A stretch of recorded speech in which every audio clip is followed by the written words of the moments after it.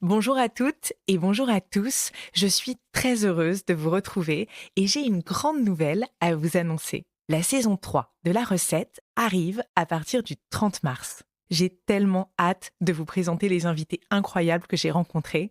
Cette nouvelle saison s'annonce pleine de surprises, alors n'oubliez pas de vous abonner pour ne pas en perdre une miette. En attendant, je vous propose aujourd'hui un épisode inédit enregistré dans le cadre du Podcaston. Le Podcaston, c'est un événement qui rassemble des milliers de créatrices et de créateurs de podcasts qui, pendant une semaine, mettent à l'honneur une association qui leur tient à cœur. Donc, si vous écoutez cet épisode au moment de sa sortie, plein d'initiatives sont à découvrir sur toutes les plateformes. Et vous pouvez retrouver la liste complète des podcasts participants sur le site du Podcaston. On va commencer ? Je t'écoute, je suis prête. Et si on pouvait aider la planète avec sa fourchette et avoir un impact sur la société à chaque bouchée ? Ce podcast donne la parole à ceux qui cultivent des solutions pour nous aider à mieux manger. Chaque mois, ils nous livrent ici les ingrédients d'une alimentation durable et ils apaisent notre faim de mieux comprendre, enfin, ce qu'il y a dans nos assiettes. Bienvenue, je suis Julie Vanossel et vous écoutez La Recette. La recette La recette de quoi, du bonheur ? Alors on parle bien d'une recette de cuisine. J'aimerais bien qu'on me donne la recette. La recette que j'essaye d'appliquer tous les jours. Alors j'en ai plein des recettes. Donc je vais vous donner la recette la plus simple.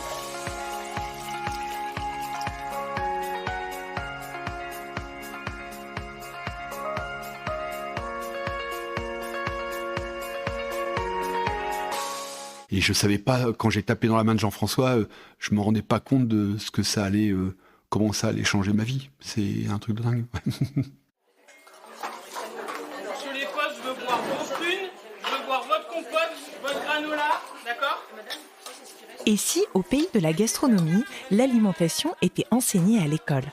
Eh bien, nous y sommes presque. Une loi vient tout juste d'être adoptée pour intégrer l'éducation alimentaire dans les programmes scolaires. Transmettre le goût de cuisiner, savoir choisir ses produits, comprendre d'où vient ce qu'on met dans nos assiettes. Ces compétences sont en fait déjà transmises à nos élèves par de nombreuses associations, comme la Tablée des chefs. Bonjour, je m'appelle Vincent Brassard et je suis le fondateur et directeur général de la Tablée des chefs France. Vincent a fondé la version française de cette initiative d'abord née au Canada. Aujourd'hui, avec plus de 150 chefs partenaires, l'association intervient dans 42 collèges, principalement dans les quartiers prioritaires. Dans cet épisode, Vincent nous raconte son parcours, de la banlieue d'Amiens aux cuisines des grands restaurants parisiens et son combat pour éduquer les jeunes générations à une meilleure alimentation. Vous essuyez la vaisselle pour qu'on puisse la ranger au fur et à mesure. Si elle est mouillée, on ne pourra pas la ranger. On lave, on essuie. Voici la recette de Vincent Brassard.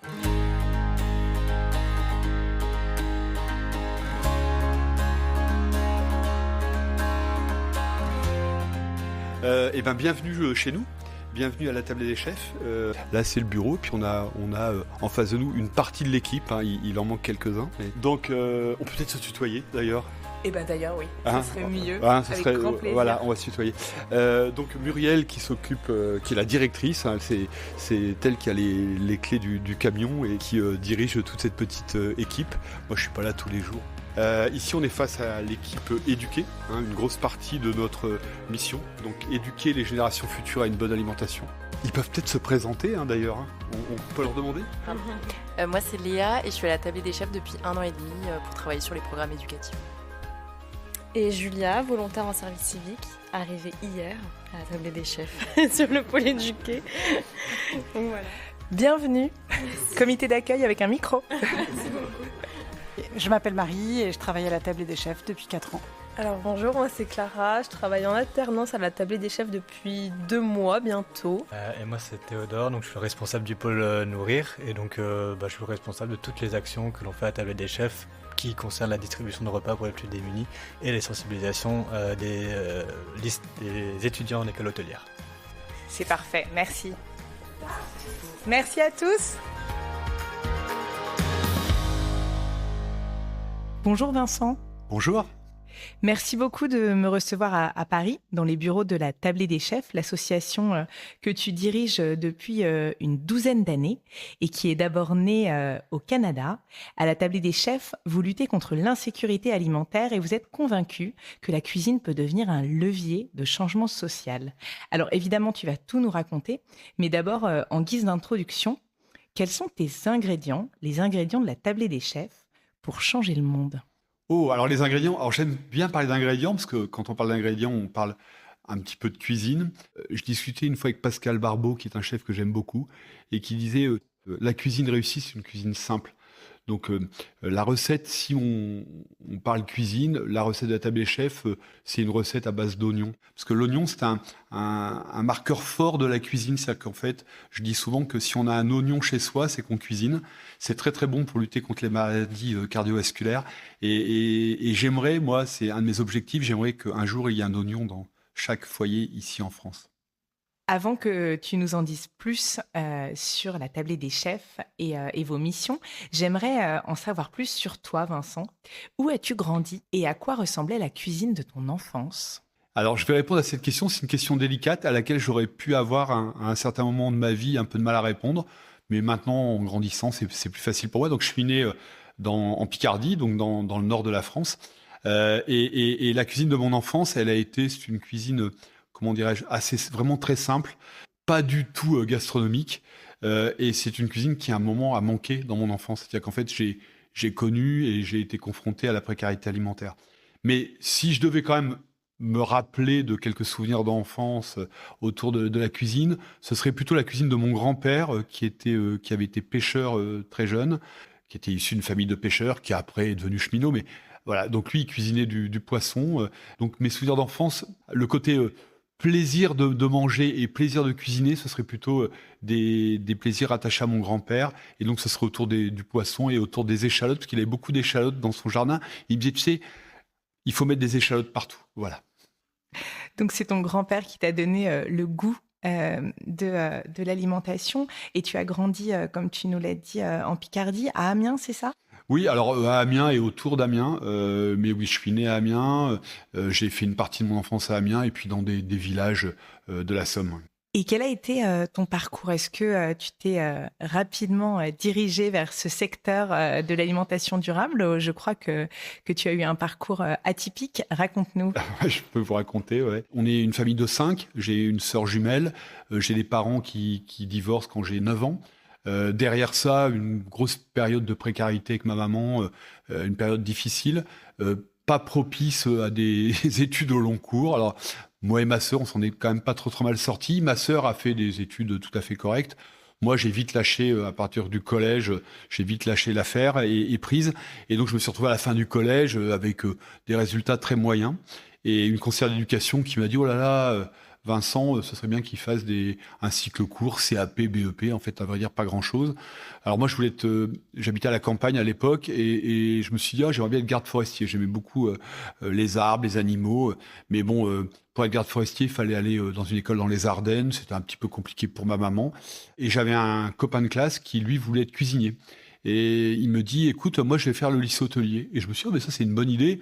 Quitte à faire quelque chose, je savais pas quoi faire. Autant le faire avec un copain qu'on aime bien. Et c'est comme ça que je me suis retrouvé au lycée hôtelier. Donc voilà, c'est vraiment les hasards de la vie et des rencontres. Mais après, ce qui est certain, c'est que moi, issu d'une famille modeste où on n'avait pas toujours ce qu'il faut pour manger, etc., le lycée hôtelier, ça a été une grande ouverture vers l'alimentation, potentiellement la gastronomie. C'est-à-dire que je dis souvent que c'est au lycée hôtelier que j'ai découvert le fromage, en faisant les parures du plateau de fromage. Et c'est au lycée hôtelier que j'ai découvert des produits auxquels j'avais jamais eu accès. Donc ma grande entrée vers l'alimentation et une alimentation de qualité, elle s'est faite par le lycée hôtelier. Et donc c'est comme ça qu'à 17 ans, je me suis retrouvé avec mon BEP en poche et j'ai quitté Amiens pour venir travailler à Paris dans la restauration. On a envie de savoir la suite. Ça a démarré très très modestement. C'est-à-dire qu'en fait, j'avais vraiment un souci. La vraie histoire, c'est que j'étais vraiment. Ma famille était très très modeste et j'avais pas d'argent, à vrai dire. Et donc à 17 ans, j'ai fait C'est pas une légende en fait, c'est venu comme ça, mais j'ai fait un extra à Amiens pour un mariage où j'ai eu un peu d'argent. Avec cet argent, je suis parti à Paris. À Paris, il y a un bistrotier qui m'a dit, écoute, si tu me tiens mon bistrot le matin pendant 1 heure, je te donne une chambre au-dessus. Donc il y avait, c'était à l'angle du boulevard Richard Lenoir et du boulevard Voltaire, il y a une poste qui existe toujours. Et au 6e étage, j'ai eu en échange de 7 heures à 8 heures où je tenais son bar, j'ai eu cette petite piole. Et après, grâce à ce bistrotier, on va dire, qui connaissait un restaurateur dans le coin, j'ai trouvé mon premier emploi comme serveur dans un restaurant vraiment très modeste du 11e arrondissement. Donc voilà comment ça a commencé à l'âge de 17 ans. Et comment tu es arrivé sur le chemin de l'entrepreneuriat social? Parce que j'ai entendu dire que tu avais aussi travaillé dans l'événementiel. Ouais. Alors en fait, le parcours, c'est au retour du service militaire, où là j'étais maître d'hôtel du général qui commandait la 2e région militaire. Après, j'ai travaillé dans un grand restaurant parisien où tout Paris et le monde entier se précipitaient. Donc j'ai fait une 12aine d'années dans la restauration. Et donc jusqu'à l'âge de 29 ans, 30 ans. Et donc, à la fin de cette carrière, j'étais directeur de salle d'un grand restaurant parisien où je dirigeais une 20aine de personnes. Donc, c'était un truc vraiment, vraiment chouette. Et là, je suis devenu papa, en fait. Et c'était le moment, peut-être, de quitter ce métier, qui est un métier quand même qui demande du temps. Voilà. Et après ça, j'ai travaillé pour une entreprise assez connue qui fournit du matériel, notamment pour les traiteurs, mais aussi pour les agences événementielles.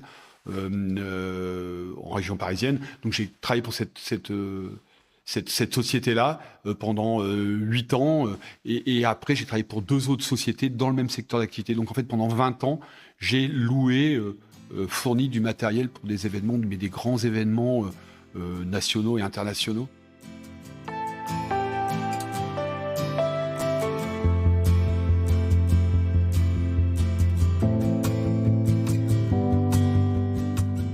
Et à quel moment tu décides de changer de voie? Qu'est-ce qui t'a donné envie de t'engager auprès de la Tablée des Chefs? Ouais. Alors c'est l'engagement pour répondre à ta question. L'engagement, il se fait pas. Je pense pas qu'on puisse s'engager sincèrement et de manière efficace sans avoir un chemin initiatique qui t'amène à ça. J'ai connu la précarité alimentaire, je suis passé par un lycée hôtelier, j'ai après fait de l'événementiel. Dans l'événementiel, je me suis aperçu qu'en fait, on pouvait cuisiner des repas de très très bonne qualité, notamment les grands traiteurs parisiens avec qui je travaillais, et qu'une partie de ces repas aille à la poubelle. Donc sensibilisation à la précarité alimentaire, au gaspillage alimentaire. Donc il y a tout un cheminement comme ça. Il faut beaucoup de foi et beaucoup d'énergie pour être entrepreneur social. Et je veux dire, si on n'a pas la foi ancrée au fond de soi-même, ça ne marchera pas.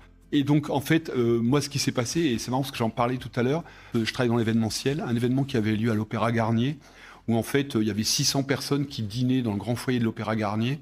Et pour la présidence du Nigeria, ça ne s'invente pas, avec une grosse entreprise française qu'on connaît tous. Et au moment de servir le 2e plat, parce que la femme du président du Nigeria trouvait que le repas était long, etc., ils ont décidé de décourter le repas et de ne pas servir le 2e plat chaud. Donc 600 plats chauds qui ne sont pas servis, qui vont terminer à la poubelle. Et moi qui travaillais sur cet événement-là, en tant que prestataire, je me suis dit, waouh, 600 plats qui partent à la poubelle, c'est juste pas possible. Et ma prise de conscience, là, je me suis dit, oui, je peux m'engager, mais je peux peut-être m'engager dans quelque chose où j'ai une valeur ajoutée parce que je connais les gens, je connais les réseaux, et le gaspillage alimentaire, notamment auprès des traiteurs, et sur les événements, il y a un vrai souci. Et donc, mon idée d'engagement, elle vient de là, elle vient de cette soirée à l'Opéra Garnier. C'est très intéressant ce que tu nous as dit, c'est que donc tu as constaté le gaspillage alimentaire dans le secteur de l'événementiel et ça Exactement. a été un peu le déclic, ouais. l'élément déclencheur. Et justement, peut-être sur cet enjeu, toi qui as travaillé pendant longtemps dans le secteur de l'hôtellerie et de la restauration, est-ce que c'est quelque chose que tu constatais régulièrement, le gaspillage? Et est-ce que, selon toi, c'était il y a 10 ans, aujourd'hui il y a une évolution? Comment tu ressens les choses? Alors les choses sur le gaspillage alimentaire, notamment dans le secteur événementiel, il y a eu un changement, il y a eu un virage. Alors on a moins d'événements surdimensionnés où il fallait servir, je sais pas, 5000. Aujourd'hui, un déjeuner de 5000 personnes dans Paris, il y a 10 ans, 15 ans, ça existait, ça n'existe plus. Donc aujourd'hui, ils ont réduit les volumes. Donc déjà, à partir du moment où on a réduit les volumes, on maîtrise mieux et les coûts et le gaspillage et tout ça. Donc mécaniquement, il y a moins de gaspillage. Et puis, il y a eu, je pense, et tant mieux, les annonceurs, enfin, en tout cas les entreprises, ont demandé de plus en plus parce que il y a dans ces grands groupes des responsables développement durable, etc. On a demandé à ce que les événements soient plus verts, plus vertueux, et donc à ce qu'il n'y ait pas de gaspillage. Aujourd'hui, on fait attention à ça parce que les clients le demandent. Et donc aujourd'hui, il y a effectivement une méthode qui a été mise en place pour moins gaspiller. Il y a aussi des structures qui sont nées, qui aident, si gaspillage il y a, à ce que ce gaspillage ne parte pas à la poubelle. Donc il y a des récupérations, des redistributions. Et Dieu merci, en 10 ans ou 15 ans, ça a énormément changé. Alors dire qu'il n'y a plus de gaspillage, ce serait un peu exagéré, mais je pense qu'il y en a effectivement beaucoup moins qu'avant. Et c'est tant mieux. Et donc là, tu rencontres Jean-François Archambault. Ouais. C'est ça, le Ouais. fondateur de Ouais. la Tablée des chefs au Canada. Comment ça s'est passé? Qu'est-ce qui t'a donné envie d'implanter ensuite l'association en France? Comment je suis arrivé à la Tablée des chefs? Je me suis dit, tu vas faire quelque chose contre le gaspillage alimentaire. Et comme j'aime bien l'idée qu'on n'est pas obligé de toujours tout réinventer. C'est-à-dire que j'aime bien l'idée de savoir que si on a une idée, cette idée-là, elle traîne quelque part ailleurs et qu'il faut regarder ce qui déjà se fait et qu'on n'est pas obligé de tout refaire et de partir de zéro. Et en cherchant, j'ai trouvé une association née à Montréal en 2002 qui s'appelle la Tablée des chefs, qui récupérait des surplus sur des événements et auprès d'événements traiteurs et qui les redistribuait à l'aide alimentaire. Et je me suis dit, mais c'est vers eux qu'il faut que je me tourne, en tout cas pour leur demander comment ils ont mis ça en place. Et donc j'ai contacté Montréal, j'ai contacté les équipes là-bas, et assez vite, quelques semaines plus tard, j'ai juste fait un mail, j'ai eu un retour en disant notre fondateur vient à Paris en février, c'était en novembre, fin novembre, et il aimerait bien vous rencontrer. Quelqu'un qui rencontre Jean-François Archambault dans sa vie, il est, je veux dire, sauf à être aveugle, à être sourd, on est embarqué par ce gars. C'est-à-dire que c'est un type assez incroyable. Ça a été parfois on parle de coup de foudre amoureux, là c'est pas un coup de foudre amoureux, ça a été le coup de foudre de l'engagement. C'est-à-dire que moi, quand j'ai vu Jean-François, alors physiquement on se ressemble pas du tout, autant je suis long et fin, autant il est plutôt un peu plus rond que moi, et son envie, son engagement, son enthousiasme, sa vivacité d'esprit, sa vision. Voilà, en le regardant, je me suis dit, j'aimerais tellement ressembler à quelqu'un comme ça, quoi. On s'est rencontrés sur Omnivore à Paris, ce qui venait pour Omnivore à Paris. Je me rappelle toujours que je suis arrivé à la Mutualité. Il m'a dit, je t'attends, je suis à l'entrée. Il était en pleine discussion avec Anne-Sophie Pic, et il m'a présenté Anne-Sophie Pic. Je me suis dit, bon, ça commence bien l'histoire. Et voilà, et on a pris un petit déjeuner qui a duré 1 heure. Et à la fin du petit déjeuner, il m'a dit, Vincent, tu veux faire la Tablée des chefs en France? Et j'ai dit, bon, ok. Et voilà comment, et on s'est tapé dans la main, et c'est parti comme ça. Et je savais pas, quand j'ai tapé dans la main de Jean-François, je me rendais pas compte de ce que ça allait, comment ça allait changer ma vie. C'est un truc de dingue. Donc voilà comment ça s'est passé, en tout cas la première rencontre. Ouais.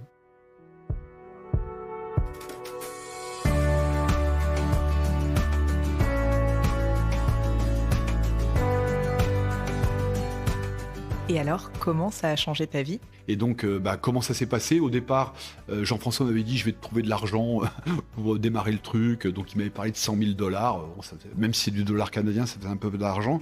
L'idée, c'était de monter une filiale Tablée des chefs France. Mais en fait, le conseil d'administration, plutôt parce que c'est pas des actionnaires, au Canada, n'a pas voulu libérer d'argent pour la France. Parce que, vu depuis le Québec, la malbouffe en France, pour eux, la France c'est le pays de la gastronomie, il n'y a pas de malbouffe. Donc eux, ils voyaient pas trop l'intérêt. Et moi, au bout de 18 mois où je parlais à mon réseau, oui, je vais monter la Tablée des chefs, c'est-à-dire que j'étais en train d'amorcer le truc, mais concrètement, on n'existait pas. Donc au bout d'1 an et demi, j'étais à 2 doigts de laisser tomber. Et j'ai dit à Jean-François, écoute Jean-François, on va arrêter, je vais monter, je sais pas, l'association de Vincent, et voilà.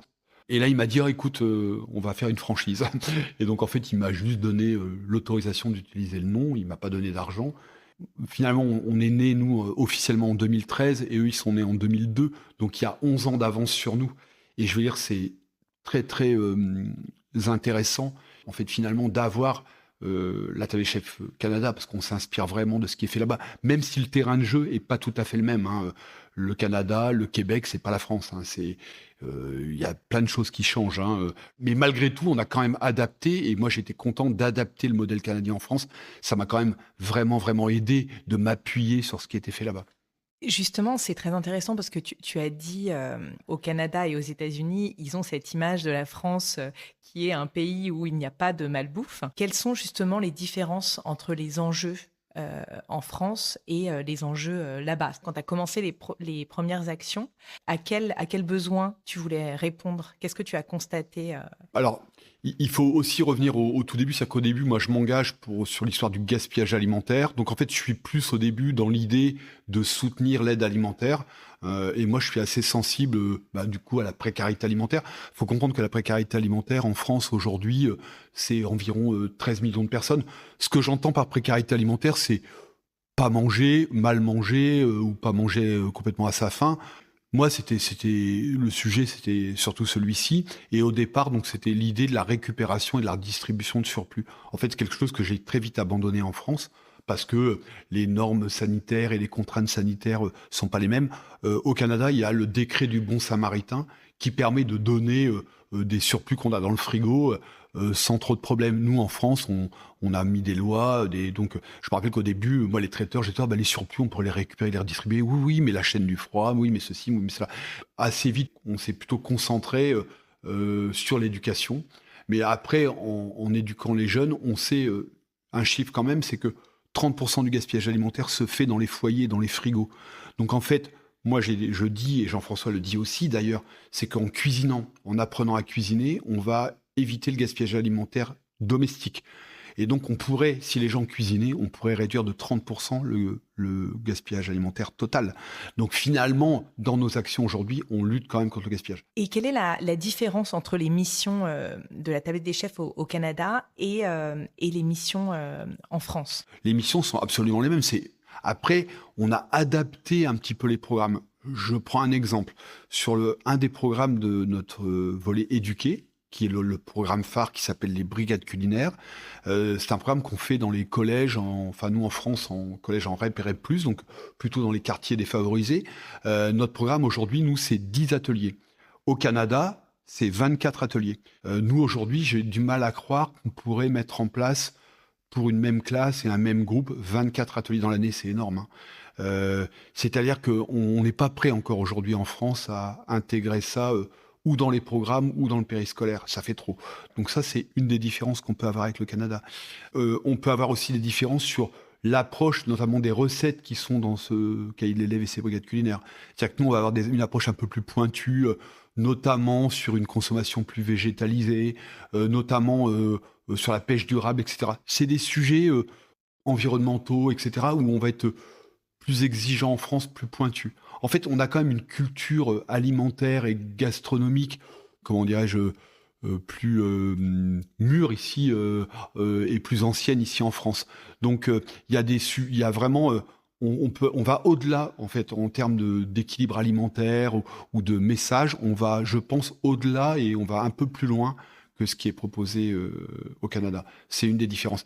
Et ça, comment tu l'as constaté, justement, ce besoin d'aller plus loin en France? Notre rapport à l'alimentation, en France et au Canada, il est quand même vraiment différent. C'est-à-dire que malgré tout, même s'il y a une détérioration de notre rapport à l'alimentation en France, le repas de la famille autour de la table, etc., c'est encore quelque chose à minimum qui est encore dans nos mémoires, alors que au Canada, manger dans la voiture, sur le bord de l'autoroute, voilà, on n'a pas cette culture familiale, ancestrale du repas cuisiné, mitonné. C'est un peu différent, quoi. Pourquoi tu dis qu'il y a une détérioration de notre rapport à l'alimentation en France? Je pense qu'on l'a tous ressenti. C'est-à-dire qu'aujourd'hui, je prends un exemple. Bon, c'est bête parce que c'est un exemple qui s'est produit au Canada, mais je vais quand même le donner parce qu'on a la même chose en France. J'étais allé sur un atelier des brigades culinaires à Montréal, où en fait c'était un des premiers ateliers, c'est un crumble aux pommes, quelque chose de très simple. Parce qu'en fait, on cuisine avec les jeunes, mais c'est des recettes assez simples et accessibles pour des collégiens. Et le chef arrive et dit, avant de commencer la recette, on va déguster les pommes. Et donc, il sort des pommes de ses poches, il en a plusieurs. Et les jeunes se jettent sur les pommes pour croquer dedans. Et il leur dit, non, attendez, la dégustation, c'est pas ça. On va déjà regarder la pomme, elle est de quelle couleur, elle est jaune, elle est verte, elle est rouge. Et il leur a appris à déguster une pomme. Et en fait, je pense que rien que ça, par exemple, déguster un repas, déguster un mets, déguster un produit, c'est quelque chose que aujourd'hui, les adultes savent peu faire et les jeunes savent, en règle générale, pas faire. Et donc, on part de loin et j'ai l'impression que le rapport à l'alimentation, moi, je sais pas, il y a quelques mois de ça, j'étais dans un supermarché où je voyais une maman qui passait dans les rayons, qui prenait des choses dans les rayons et qui les jetait dans son caddie. C'est-à-dire que l'alimentation est un produit, d'ailleurs l'escalope, derrière il n'y a pas de dinde, il n'y a pas de poulet, il n'y a pas d'éleveur, il n'y a rien, quoi. Au travers de l'alimentation et au travers des cours de cuisine qu'on donne aux jeunes, on leur raconte une histoire, on les réancre dans le vivant et le réel. Et moi, je trouve que c'est aussi ça qui est intéressant. Finalement, la cuisine, c'est juste un levier pour aborder plein de sujets, dont celui-ci.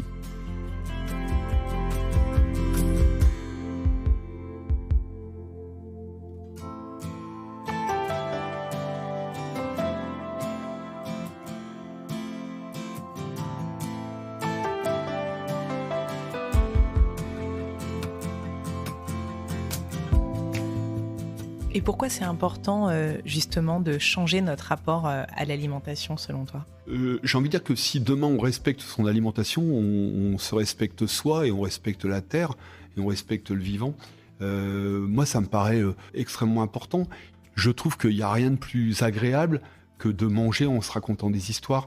C'est-à-dire que j'habite à Amiens maintenant, il y a un marché sur l'eau tous les samedis matins, c'est du maraîchage, des ortillonnages, il y a des gens qui connaissent peut-être les ortillonnages, mais voilà, c'est un endroit un petit peu particulier. Je ne connais pas les ortillonnages. Voilà, les ortillonnages, c'est en fait du maraîchage entouré d'eau, créé par les Romains, donc ça a plus de 2000 ans, il y a des centaines d'hectares de maraîchage, et donc en fait, c'est une terre alluvienne très riche, avec des légumes énormes, très beaux, bio par nature. On fait des brigades culinaires ou des ateliers à Amiens, et les jeunes qu'on rencontre les ortillonnages sont dans la ville, mais ou quasiment, ne savent pas qu'on peut acheter des légumes des ortillons. C'est-à-dire que autour de l'assiette, on peut vraiment se raconter des histoires, et on le voit avec les jeunes qu'on rencontre, on leur raconte des histoires. La cuisine, c'est une belle histoire. Leur donner cette envie de cuisiner, de créer, de se raconter des histoires, moi je trouve ça extrêmement important. Et in fine, parce que le but de tout ça, c'est que tout le monde mange mieux, soit en bonne santé, parce que les enjeux de santé, évidemment liés à l'alimentation, on commence heureusement à en parler sérieusement, et il y a une urgence extrême à mieux manger.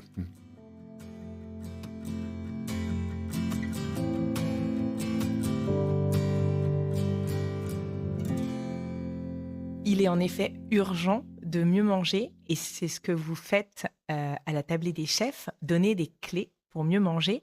Concrètement, ça prend quelle forme ? Quelles sont vos actions ? Qu'est-ce que vous faites ? Quelle est votre activité ? Alors, notre activité principale, aujourd'hui, c'est l'éducation. On organise des ateliers de cuisine auprès de jeunes pour leur donner les outils pour être autonomes, c'est-à-dire pouvoir cuisiner, pouvoir être des consommateurs, c'est-à-dire acheter les bons produits au bon moment. En fait, l'idée, elle est simple, c'est d'aller plutôt vers un public plutôt défavorisé, principalement donc avec le programme des brigades culinaires dans les collèges en REP et REP+, et avec le programme Cuisine ton avenir dans les MEX, les maisons d'enfants à caractère social, en fait, vers des jeunes qui sont sous la protection de l'aide sociale à l'enfance.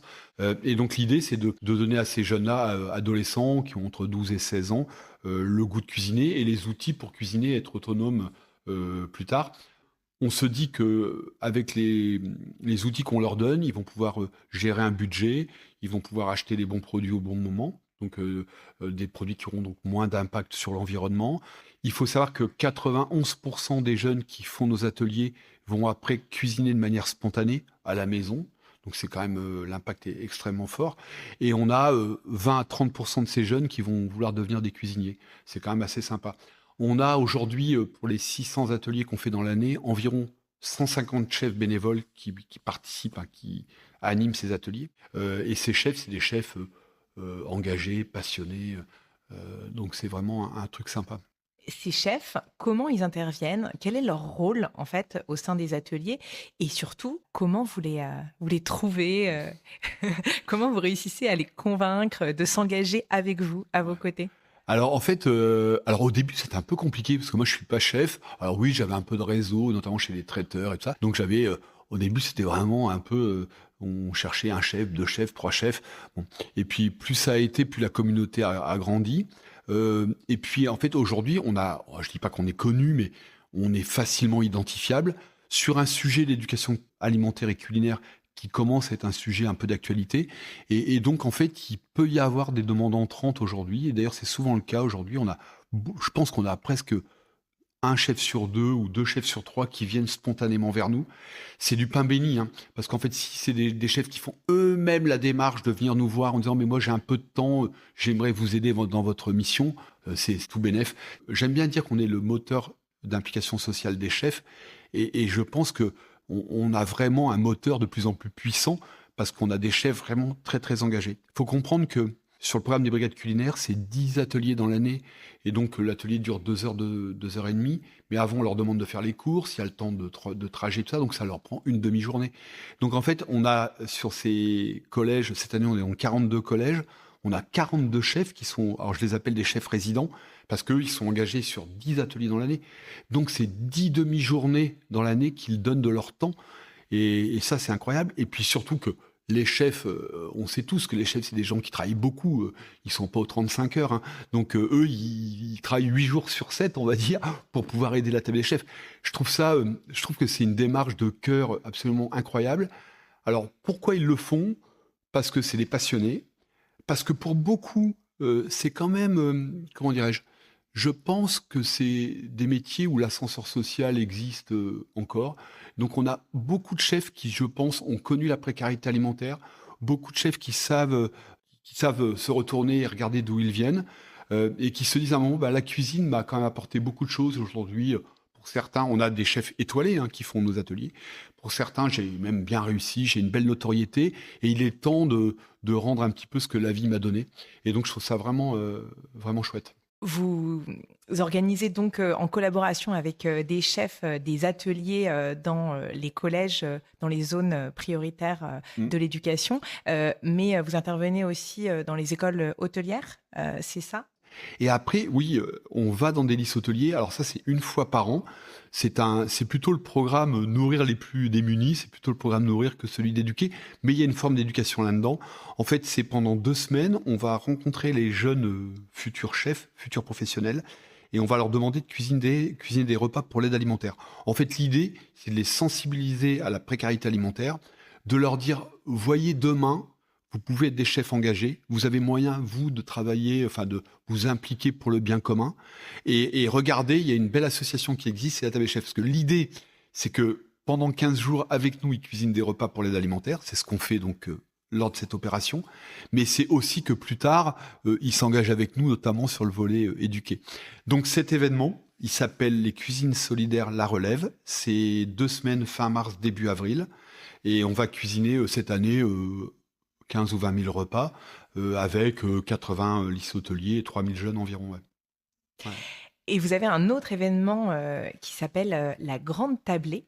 Oui, exact. Est-ce que tu peux nous en dire 2 mots ? Alors, la Grande Tablée, ça fait partie de notre autofinancement. Ça, c'est un dîner de gala. Alors, c'est pour les entreprises ou les potentiels mécènes, parce que ça sert à ça. Donc, en fait, on va vendre des places et des tables pour lever des fonds pour l'association. C'est un dîner qui regroupe 500 personnes. Ça fait plusieurs années qu'on est Salvagram à Paris, c'est en fin d'année. Et donc, chaque année, on arrive à faire venir une brigade de chefs exceptionnelle pour un repas gastronomique exceptionnel au bénéfice de l'association. Donc, on a vraiment des grands chefs qui sont venus. Je me rappelle très bien de la première édition qui était au Bristol avec 150 personnes. Les éditions passées, on a eu de plus en plus de monde. Maintenant, on arrive à faire venir à peu près 500 personnes sur ce dîner. Je suis hyper fier de cet événement parce que, en fait, on a embarqué des chefs absolument Arnaud Donquel, Jérôme Banquetel, enfin des triples étoilés en veux-tu en voilà, Nina Métayer qui est ambassadrice de l'Asso, qui vient faire le dessert, ou Philippe Conticini, donc vraiment la crème de la crème.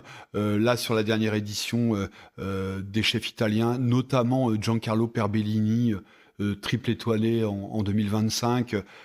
Et lui, il a une belle histoire. Il a commencé à travailler à l'âge de 14 ans. Il a sa 3e étoile à l'âge de 60 ans. Et l'année de sa 3e étoile, il vient pendant 3 jours à Paris, pour nous, la table des chefs, faire ce dîner. Et en plus de ça, il cuisinait avec des jeunes dans un collège du 18e. Donc, c'est un truc incroyable. C'est une belle reconnaissance pour l'association. C'est-à-dire que des chefs comme ça viennent bénévolement pour nous, pour ce dîner, pour lever des fonds, pour la mission. C'est vraiment top, vraiment. Qu'est-ce que ça représente justement pour toi que ces grands noms de la gastronomie s'associent à ton projet, à ton engagement ? Ça représente beaucoup. Moi, je suis un peu moins maintenant, mais je suis un peu, comment dirais-je, groupie. J'ai un côté groupie. Et c'est surtout le chemin parcouru qui m'intéresse et qui m'impressionne. Et côtoyer des chefs qui sont double étoilés, triple étoilés, meilleur ouvrier de France, Bocuse d'or, etc. J'ai bien en tête le travail qu'il a fallu pour arriver là. Et donc, de me dire que ces gens-là qui ont donné beaucoup d'énergie, qui ont une grande reconnaissance, nous reconnaissent, nous, pas moi Vincent Brassard, mais nous, la table des chefs, comme une association intéressante pour laquelle il faut s'investir et pour laquelle même leur temps, on a assez de valeur pour qu'ils donnent un peu de leur temps précieux pour nous. C'est pour moi un vrai signe de reconnaissance. Et je suis toujours assez épaté en fait de me dire que le chemin qu'on a pu parcourir, mais en fait c'est bien normal parce que je pense que la mission qu'on porte, elle est extrêmement importante. Juste sur le sujet de l'alimentation, on parle de 165 milliards de coûts pour la santé, la malbouffe aujourd'hui. Donc c'est un vrai enjeu de société. Je veux dire, aujourd'hui, ce qu'on fait, c'est pas juste apprendre aux gamins à manger moins de chips, ça va bien au-delà. Une bonne alimentation, c'est un impact réellement à 360, c'est-à-dire sur l'environnement, l'inclusion, le mieux vivre ensemble. C'est énorme. Et donc, finalement, je pense que cette reconnaissance, on l'a bien gagnée, mais j'en suis quand même encore heureux aujourd'hui et parfois étonné. Et les milliards dont tu parles, ce sont les coûts cachés de notre alimentation, c'est-à-dire l'argent que nous coûte en fait l'impact de la mauvaise alimentation sur la santé, sur l'environnement, donc la dépollution des eaux, les coûts aussi de santé pour guérir certaines maladies qui pourraient être évitées si on modifiait notre alimentation. C'est des sujets qui sont essentiels. Vous travaillez justement à éduquer les jeunes générations. Qu'est-ce qui manque aujourd'hui en France justement sur ces sujets d'éducation alimentaire ? Je suis un fervent défenseur de l'école de la République. Moi, je vais dans des quartiers, dans des collèges où la vie au quotidien, elle n'est pas facile. Mais je les vois de mes yeux, ces enseignants travaillent avec ces jeunes. Ils font un travail absolument fantastique. Aujourd'hui, on est dans 42 collèges. J'ai 20 collèges là, qui attendent pour rentrer dans le programme. En fait, ils sont demandeurs. Parce que ce qu'on fait, c'est bien et parce qu'ils n'ont pas... eux, le savoir-faire, je veux dire, les profs, on ne peut pas leur demander à un prof de devenir un cuisinier et voilà, on ne peut pas lui demander de tout faire, quoi. Donc nous, ce qu'on pense, c'est qu'il faut ramener l'éducation alimentaire à l'école. Et alors, il y a des enjeux, on le disait, mais de santé, d'environnement, juste sur la santé, mais comme ça. Aujourd'hui, en Europe, 9% de la population européenne a un IMCA 40. Un IMCA 40 je ne sais pas, mais tu sais ce que c'est un IMCA 40 ? C'est de l'obésité morbide. Je peux pas admettre ça, quoi. Si on ne fait rien et on ne fait rien, en 2050, 1,5 milliard de personnes dans le monde qui auront un diabète de type 2. Je veux dire, qui va payer l'insuline pour tous ces gens ? Les chiffres sont absolument effrayants. Donc, il y a un vrai sujet de santé publique. Il y a eu un sondage qui a été fait et je crois que 96% des familles se disent intéressées ou trouverait ça très très intéressant qu'il y ait une éducation alimentaire à l'école. Ça veut bien dire ce que ça veut dire. Et donc, j'étais à l'Assemblée nationale pour les premiers états généraux de l'éducation alimentaire qui ont été orchestrés par Olivia Grégoire. Moi, je ne connaissais pas Olivia Grégoire. Enfin, je la connaissais évidemment de nom, ancienne ministre, mais je l'avais jamais rencontrée. Et elle va déposer très prochainement un projet de loi pour rendre obligatoire l'éducation alimentaire à l'école. Et ça, je me dis, j'ai l'impression qu'on a aussi, nous, par notre travail, participé à ça. Petit à petit, ce qu'on fait d'autres associations, on n'est pas les seuls sur ce sujet de l'éducation alimentaire, il y en a d'autres. Bon, on est une des clairement connues et reconnues au niveau national, mais il y en a d'autres. Et je pense que le travail qu'on a pu pu se faire tous ensemble, ce collectif, a commencé à porter ses fruits. C'est-à-dire que demain, si ce projet de loi passe, il est assez transpartisan. En fait, l'alimentation, qu'on soit de gauche, de droite, du centre, du bloc central, comme on dit aujourd'hui, l'alimentation, de toute façon, on mange tous et c'est un sujet pour tout le monde. Et donc, l'idée, ce serait que une fois par trimestre, c'est pas beaucoup, mais il y ait un cours de cuisine pratico-pratique obligatoire à l'école pendant tout le cursus scolaire de nos enfants. Il y aura un pilote dans 4, si ça fonctionne, dans 4 régions. Il y aura les Hauts-de-France, je suis content, parce qu'on est assez présent dans les Hauts-de-France. Il y aura la Bretagne, il y aura le Grand Est, l'Occitanie. Et donc, ce serait voté là assez rapidement, avec un pilote sur 3 ans. Donc, on touche au but quand même. Je veux dire, quand même, au bout de 10 ans, c'est quand même génial. Et ça va dans le sens de ce qu'a fait Jean-François, parce qu'aujourd'hui, Jean-François Archambault, fondateur de la table des chefs Montréal, est soutenu par le gouvernement fédéral du Canada. Donc, j'ai bon espoir que ce soit bientôt le cas en France aussi. Qu'au pays de la gastronomie, la cuisine soit enfin enseignée à l'école. C'est en effet une demande de nombreux acteurs. Et il y a cet enjeu donc de l'éducation à l'alimentation pour lequel, à la table des chefs, vous militez. Et il y a aussi la lutte contre la précarité alimentaire. Tu nous en as parlé. Aujourd'hui, c'est 16% de la population qui serait en situation d'insécurité alimentaire. Les chiffres sont impressionnants. Est-ce que c'est quelque chose, toi, j'imagine que tu constates sur le terrain, et comment tu perçois l'évolution? Est-ce que tu as le sentiment que ça va dans le bon sens, et qu'est-ce qu'il faudrait faire de plus? Alors, est-ce que ça va dans le bon sens sur la précarité alimentaire? Malheureusement, non. Moi, je suis assez inquiet sur la précarité alimentaire. Je me dis quand même que l'éducation alimentaire, ça peut aider à lutter contre la précarité alimentaire, parce que c'est un constat, mais si on sait cuisiner, on réduit son budget alimentaire, on est en maîtrise sur ses achats, sur les coûts, etc. Si on prend le budget d'une famille, dans les années 50, le budget alimentation, c'était 30% à peu près. Je crois que j'avais vu un chiffre dans ce genre-là. Aujourd'hui, on est plutôt aux alentours de 11, 12 ou 13%. D'ailleurs, la variable d'ajustement, elle se fait souvent sur le post-alimentation, c'est-à-dire que remettre l'alimentation, moi je pense que pour vivre correctement, c'est avoir un toit, avoir du chauffage et bien manger, ça me paraît être essentiel. Si on redonne l'envie de cuisiner, si on reprend du plaisir à cuisiner, si on prend du plaisir à manger et si on prend du plaisir à partager, plaisir, on fait travailler le cerveau de la récompense et à ce moment-là, on va tous se retrouver à 19h en train de cuisiner, quoi. Et c'est ça qu'il faudrait en fait. Donc ramener du plaisir. Et ça, on n'en parle pas assez. Ramener du plaisir. Et nous, on travaille avec nos chefs professionnels qui vont vers ces gamins-là. Il y a vraiment, on passe un bon moment.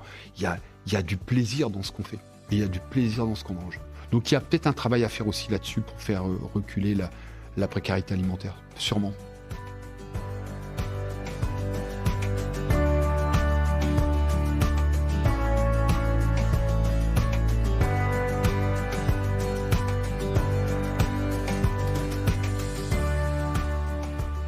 Vincent, ça fait plus de 10 ans maintenant que tu diriges l'association La Tablée des Chefs en France. Quelle a été l'expérience la plus marquante, le moment le plus fort, si tu ne devais en retenir qu'un? Je travaille beaucoup avec le cœur, vraiment avec le cœur. Et c'est mon moteur, c'est ça. Et alors là, il y a eu des moments absolument incroyables. Le président Hollande, quand même, qui me remet l'Ordre national du mérite. Bon, c'est quelque chose, mon papa est plus là pour le voir, mais je me serais dit, mais qu'est-ce qu'il a fait, Vincent, pour en arriver là, quoi. Je veux dire, c'est des moments forts de l'association, ou quand on est lauréat de la France s'engage, à l'époque, pour nous, c'était un truc incroyable. On existait depuis 2 ans, on était le premier de 850 projets, quand même. C'était fou, quoi. C'était fou, quoi. On nous a donné 300 000 €, quoi. Donc, nous, on était là, mais c'était dingue. On s'est dit, mais notre projet, il est simple, mais pour avoir embarqué, passé toutes ces étapes et terminé premier de 850 projets, c'était fou. Donc ça, c'est un moment fort de l'association, c'est sûr, et un moment un peu fondateur, parce que derrière, on a pu construire. Vincent, cet épisode est enregistré dans le cadre du podcaston. Comment peut-on aider la Tablée des Chefs? Alors, on peut aider la Tablée des Chefs de plein de façons. évidemment en faisant un don, et ça c'est assez facile, hein, on va sur notre site et voilà, m'engager, il y a une petite rubrique m'engager, un petit onglet, et on peut faire un don pour l'association. Donc évidemment défiscalisable, et ça, on a besoin d'argent, hein, pour avancer, donc ça c'est vraiment important. Après, si on est chef, on peut évidemment venir bénévolement et nous aider en participant à des ateliers, en animant des ateliers.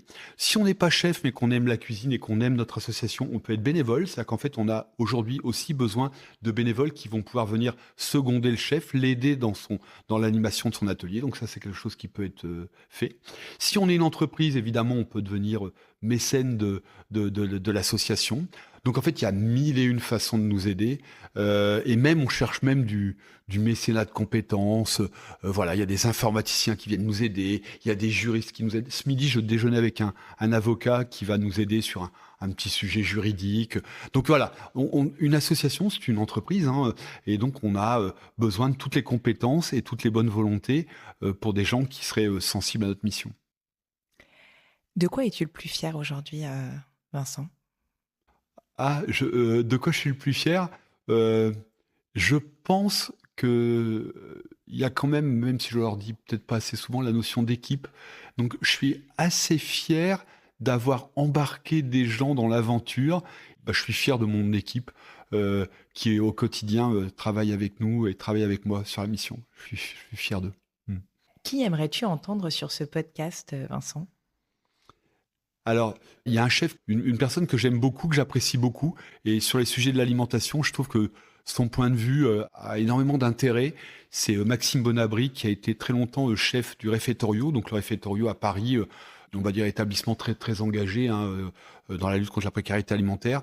Et Maxime, aujourd'hui, s'est beaucoup rapproché des éleveurs, des producteurs, a traversé l'Europe à la rencontre de nouvelles façons de voir l'élevage, l'agriculture, etc. Donc c'est quelqu'un qui est foncièrement engagé.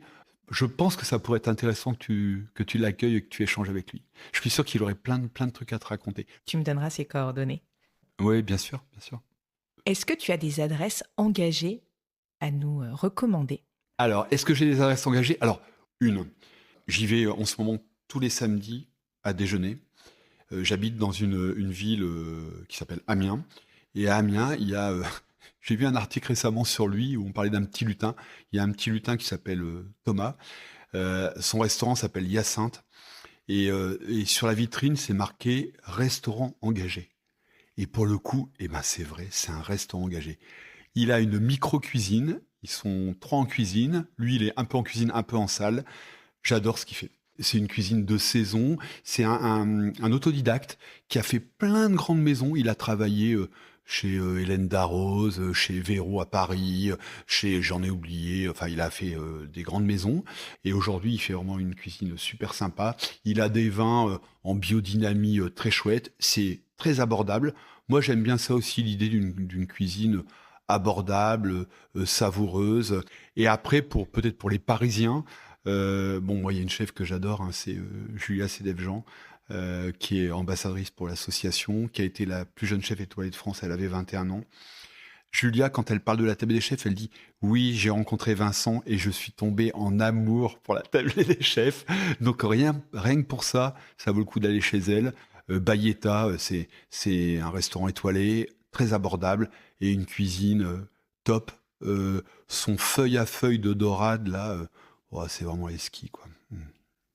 Vincent, ce podcast s'appelle La Recette. Quelle recette voudrais-tu nous donner aujourd'hui, ou aurais-tu aimé qu'on te donne peut-être ?